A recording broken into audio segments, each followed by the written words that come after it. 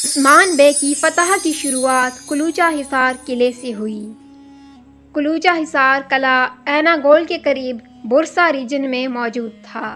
عثمان بے نے 1285 میں اس قلعے کو فتح کیا اور یہ عثمان بے کی پہلی فتح تھی۔ اس کے بعد عثمان بے نے اینا گول قلعہ فتح کیا۔ اینا گول قلعے کا تکفور آیا نکولا تھا۔ ترگت الب کی مدد سے عثمان بے نے 1299 میں اس قلعے کو فتح کیا۔ یہ قلعہ ترکی کے شہر اینا گول میں موجود ہے۔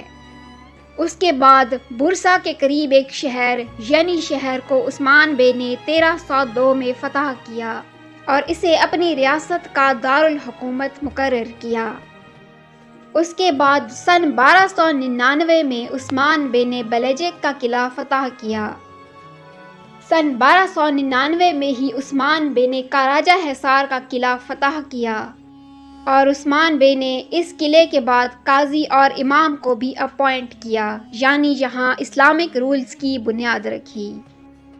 اس کے بعد سن 1300 میں عثمان بے نے لیفکے قلعہ فتح کیا جو دریائے صقریہ کے قریب موجود ہے۔ یہ قلعہ عثمان بے نے بعد میں اورحان غازی کی ملکیت میں دے دیا۔ اس کے علاوہ اور بھی کئی چھوٹے بڑے قلعے عثمان بے نے فتح کیے، جس میں کارادین قلعہ اور آکیہ حصار بھی شامل ہیں۔ لیکن عثمان بے کا اہم مقصد بورسا کا عظیم قلعہ فتح کرنا تھا، کیونکہ بورسا کا یہ قلعہ قسطنطنیہ کی فتح میں بہت زیادہ اہمیت کا حامل تھا۔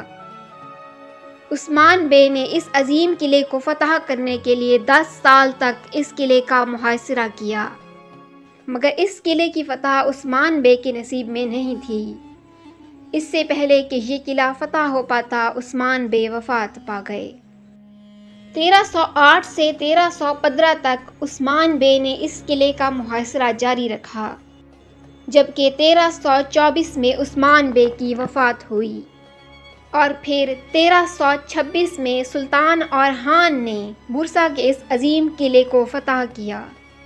عثمان غازی کی وفات کے بعد انہیں سوغوت میں دفن کیا گیا تھا، مگر وفات پانے سے پہلے انہوں نے اپنے بیٹے اورحان سے یہ وصیت کی کہ انہیں بورسا میں دفن کیا جائے، اور ان کے الفاظ کچھ اس طرح تاریخ میں درج ہیں: مجھے اس زمین میں دفن کرنا جہاں تک میری نگاہ جا سکتی تھی۔ عثمان بے کی اس وصیت کے مطابق سلطان اورحان نے جب بورسا کا عظیم قلعہ فتح کیا تو سن 1326 میں عثمان بے کے جسدی خاکی کو ان کی لحد مبارک سے نکال کر ان کی وصیت کے مطابق بورسا میں دفن کیا گیا، اور آج بھی ان کا مقبرہ بورسا میں موجود ہے۔ اگر آج کی ویڈیو آپ کو پسند آئی ہے تو ویڈیو کو لائک اور چینل کو سبسکرائب کریں۔ شکریہ۔